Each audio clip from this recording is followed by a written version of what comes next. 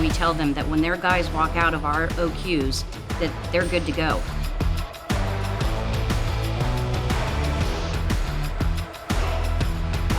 OQ is not a replacement for safety.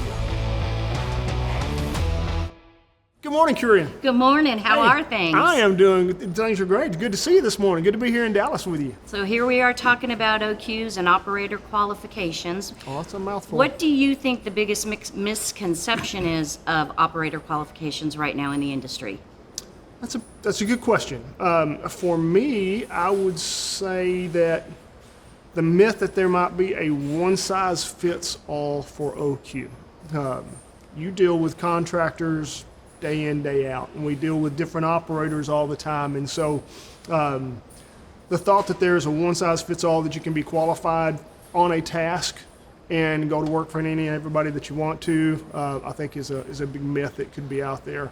It's great in theory, but as you know, each operator has their own procedures, their own requirements that they have to follow. And so it's just not a realistic goal currently, the way that operators operate. It makes it difficult, doesn't it? It does, absolutely. Those are some of the challenges that we face. And with those challenges, let me ask you a question, Kurin. How do you try to help navigate our clients through those complexities? Well, it's great that we are able to liaison between the customer and the operators.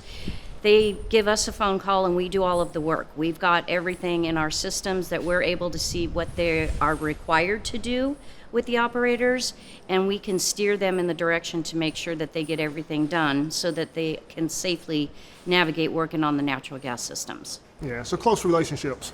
Yeah, absolutely. Go a long way. I would love to add one other point to that. You mentioned the contractors and the operators, those relationships. I know your day in, day out routines, and I would dare say you've probably got a really close relationship with the operator qualification, provide the platforms that are out there as well. Would that be fair to say? Absolutely. And the platforms have come so far with technology and all of those things.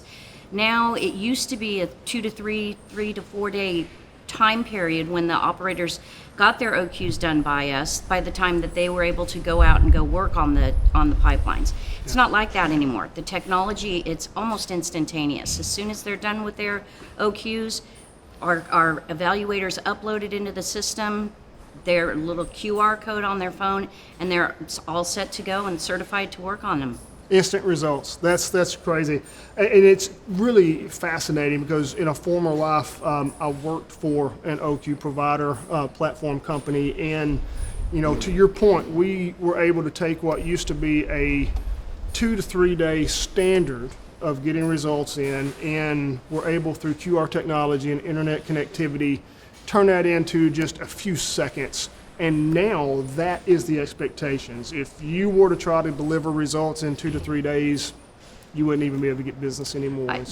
That's one of our biggest selling points when we tell them that when their guys walk out of our OQs, that they're good to go. They can put them to work right away if they pass all of their classes. Yeah.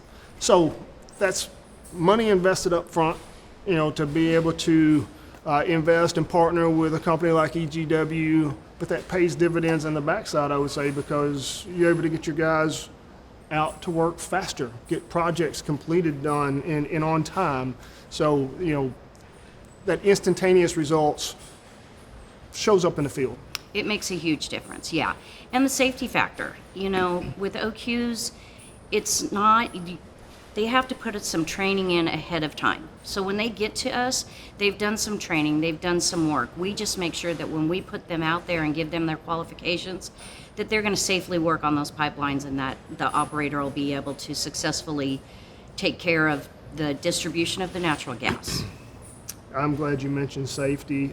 That's something that is very close to me as far as, companies need to understand that OQ is not a replacement for safety. Operator qualifications were designed to make sure that you are enforcing and ensuring that training is done properly. It's not a replacement for training. And I'm sure you see it. I've seen it in the past too, where companies will come in and hire somebody new off the street, put them through operator qualifications on their first week, that's not reality. It's not the design of OQ. Companies should be training long before they get to us. Our job is to make sure that that training sticks, that it is there and validated. Absolutely. So Jason, where do you think we go moving forward with OQs? What do you think we can do to make it an even better process?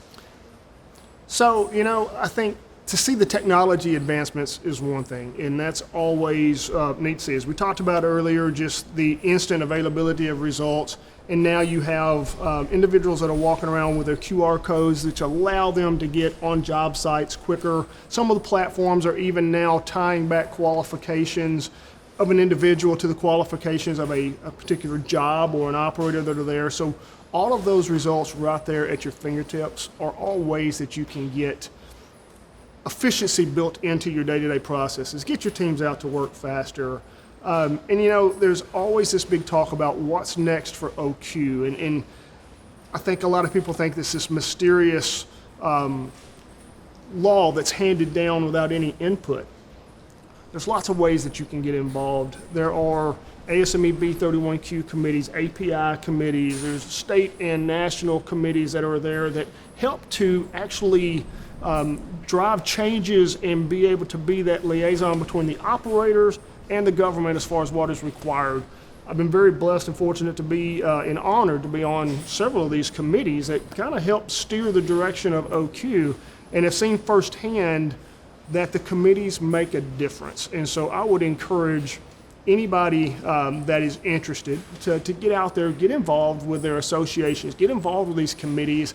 They're always looking for good volunteers to spend time and help shape the future of OQ. So it's a very important rule that's there. You mentioned public safety earlier, and that is one of the designs of operator qualifications, to ensure that those people are qualified and safe.